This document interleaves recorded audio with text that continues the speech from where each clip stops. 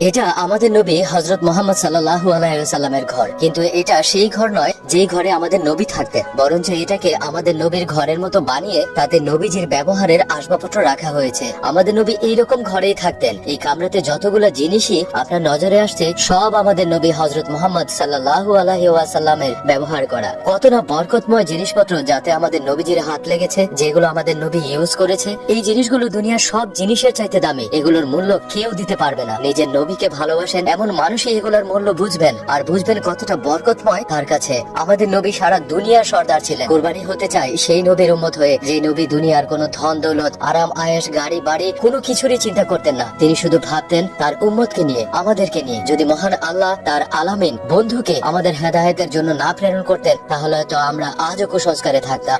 আপনার নজরে আসছে সব আমাদের নবী হযরত মুহাম্মদ সাল্লাল্লাহু আলাইহি ওয়াসাল্লামের ব্যবহার করা। কত না বরকতময় জিনিসপত্র যাতে আমাদের নবীজির হাত লেগেছে, যেগুলো আমাদের নবী ইউজ করেছে। এই জিনিসগুলো দুনিয়ার সব জিনিসের চাইতে দামি, এগুলোর মূল্য কেউ দিতে পারবে না। নিজের নবীকে ভালোবাসেন এমন মানুষই এগুলোর মূল্য বুঝবেন, আর বুঝবেন কতটা বরকতময় তার কাছে। আমাদের নবী সারা দুনিয়ার সর্দার ছিলেন। কুরবানি হতে চাই সেই নবীর উম্মত হয়ে, যে নবী দুনিয়ার কোনো ধন দৌলত, আরাম আয়েশ, গাড়ি বাড়ি কোনো কিছুরই চিন্তা করতেন না। তিনি শুধু ভাবতেন তার উম্মতকে নিয়ে, আমাদেরকে নিয়ে। যদি মহান আল্লাহ তার আলামিন বন্ধুকে আমাদের হেদায়েতের জন্য না প্রেরণ করতেন, তাহলে তো আমরা আজও কুসংস্কারে থাকতাম।